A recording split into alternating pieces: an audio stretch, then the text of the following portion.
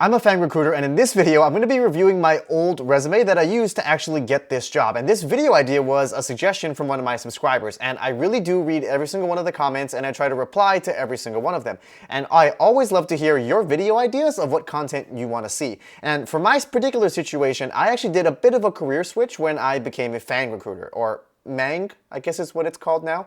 But this is going to be a raw reaction video so you can see what things I thought I did good on my resume and things that I probably would want to switch on my resume. And for those of you who are working on your resume trying to get more interviews, this is going to be filled with a bunch of different tips, and you can even copy my resume template that I have up on the screen. So obviously for my personal privacy and safety, I've removed a lot of the personal data and the specific companies that I used to work for just so that you can't look me up or try to stalk me on the internet. But everything else on the resume is exactly what I used to apply and get my job at FANG. And because I did a bit of a career switch, I tried to use a bit of a hybrid resume template, which you can see right here. Now, I'll just go from top to bottom and kind of tell you the things that I like about this now that I've been a recruiter for 5 years and things that I would definitely want to change. So my header here is pretty standard, but one thing I do want to call out here is that you should put the area that you currently live in. If you don't want to put the specific city because you're worried about people finding your address, then just put the broader general area. Like for me, I'm in the San Francisco Bay Area. And now that companies are moving away from fully remote jobs and back to more hybrid models, you're actually going to be at an advantage if you can tell them that you live in the local area that they're going to be hiring for. And of course, make sure you have all your contact information, and feel free to check out CareerShakers.com if you're thinking about switching your career or trying to just elevate your career and maybe get a promotion or do something different. Okay, and next you can see that I have my education section. And now that I look at my old resume, this is actually the first mistake that I think I've made. I had already been working for about 3 years at the time, and so it didn't really make sense for me to have my education section all the way up here. And that's why I recommend you actually put your education last. I think I put this up here because I wanted to highlight my GPA and draw attention towards that, but I actually don't think it really helps my candidacy here, especially when I'm trying to do a bit of a career switch. My major actually doesn't relate to recruiting, and so I think I'm drawing attention to the wrong things here. And just as a general tip here, for those of you who are concerned about ageism, you don't need to put the year you graduated from your college. That way, people can't guesstimate how old you are. And another clever thing that I tried to do here is my major GPA was higher than my overall GPA, and so I just chose to put the major GPA on here to make me look a little bit stronger as a candidate. And this is one thing you can do as well, and honestly, the major GPA is what a lot of these companies are going to care about more if it's related to the job that you're applying for. In my case, my major is not actually relevant, and so this is why this is actually a big mistake. So instead of having an education section, I actually should have probably used a summary instead.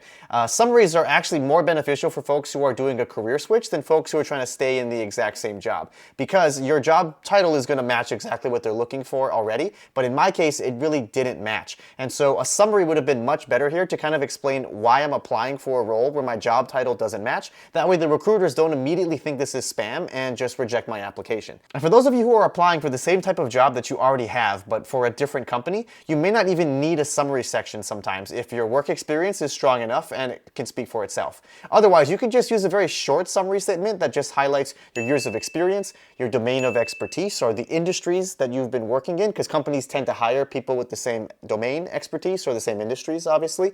And maybe you want to highlight 1 or 2 super impressive key accomplishments that have really strong impacts. And my next section is work experience, which should be applicable for everybody who's been working for at least 2 years. But those of you who are students trying to get an internship or getting your first job, you may not have work experience yet, so here you're going to want to put leadership experience or volunteer experience or something like that. Now, I did work at one of the big 4 accounting firms here in the Bay Area in the consulting group. But in addition to my consulting full-time role, I also had a campus recruiting job, which is what I chose to highlight here because I'm trying to switch careers. But now that I look at what I did here, I decided to write a paragraph trying to highlight my accomplishments and achievements as a campus recruiter. And now that I've been working for a few years, I can tell you as a recruiter, I don't like to read paragraphs, honestly. So I feel like a lot of the people who looked at my resume probably just skipped over this section and went straight to my achievements down here anyways. So I feel like I just wasted the space and I probably should have done something different. But if you actually read what I wrote here, I think I was just trying to optimize for the ATS, trying to include as many recruiting keywords as possible so the ATS wouldn't immediately reject me. And that's why I honestly think having a summary at the top would have been way more beneficial, because I could have highlighted all of these same transferable skills and it would have actually been read. But if you look at the achievements that I wrote here, I do actually like how I wrote them. Normally you want to lead with or start with very strong action verbs, but instead I started with some very strong and unique adjectives, which also works. Supported is probably not the strongest action verb here, but I also didn't want to lie fully on my resume. And so I think supported was probably the best word that I could go with at the time. Okay, but as we scroll down now, this is kind of where the resume gets a little confusing. And as a recruiter, I could tell you that even I would be confused, because it does look like I have two different jobs at the same time. Because right here, you can see that I'm a consulting lead campus recruiter right now till present. And I'm also a senior associate in the sales strategy and operations group right now in the present. And this is going to be confusing to a recruiter without any context. Again, probably why I should have had a summary section at the top. But there is one thing that I think I did very good here, which anyone can learn, whether you're trying to switch careers or just trying to get a new job. And that's, you should always try to highlight in the most humble way possible that you are a high performer on your current team, or you've got very strong performance ratings, or you were quickly promoted. These are all super strong keywords and sentences that hiring managers and recruiters love to read. And for those of you who are trying to switch careers, like I was trying to do right here, if you don't have the exact experience that they're looking for, the next best thing that a hiring manager would want is to just hire someone who's really good at their job. Because if you're going to take a risk on somebody trying to switch their careers, you might as well take a risk on someone who's already one of the best people on the team, right? And that's what I was trying to highlight in my upper paragraph over here, which unfortunately I'm pretty sure most people didn't read. I definitely should have transferred this first one into a bullet point instead of leaving it here in a paragraph form. My achievements are also pretty well written down here. I've got lots of numbers, as you can see, highlighting my results and impact that I had on the business, even though it's not directly related for the role that I wanted. Okay, now this part of my resume is actually pretty interesting. I decided to keep my original lower level position that I started with when I first graduated from school. And the reason why I chose to do this was because I wanted to highlight that my promotion from experienced associate to senior associate was actually pretty quick, given the general frame of the consulting years. So this is a technique that some of you can use, but some of you may also not have the real estate to actually show all of your lower level positions on your resume, and that's totally fine. But for those of you who are switching careers, you need to find a way to highlight that you have these transferable skills and you're really good at your job without directly saying it in those exact words. And then down here at the bottom, I think I couldn't fill a page, honestly, with all of my content. And so I decided to keep my honors and awards here, even though this is basically all from when I was in college. And this would have been 3 or 4 years out from when I graduated. And so I probably shouldn't have even had this on here. And now that I look back on it, this is something I would probably have replaced and just used a summary instead. So this is the old resume that I had used and had applied multiple different times to switch from consulting over to tech recruiting at a FANG company. Now, I'll be honest, when I was doing this career switch, the economy was pretty strong. And so I was actually able to get quite a few different interviews, but I had to network a lot and I had to apply to a ton of different jobs and postings. And I got very lucky with the market timing, and certain hiring managers were willing to take a chance on me.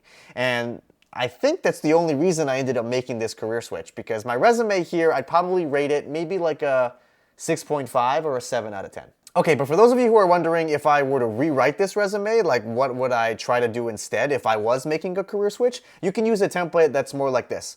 The heading is basically all the same, but here I actually do have a summary, and I have a very strong summary statement here explaining that I am doing a career switch. I am calling out the elephant in the room because it's going to be very obvious when you look at my job titles that it doesn't exactly match for what I'm switching to.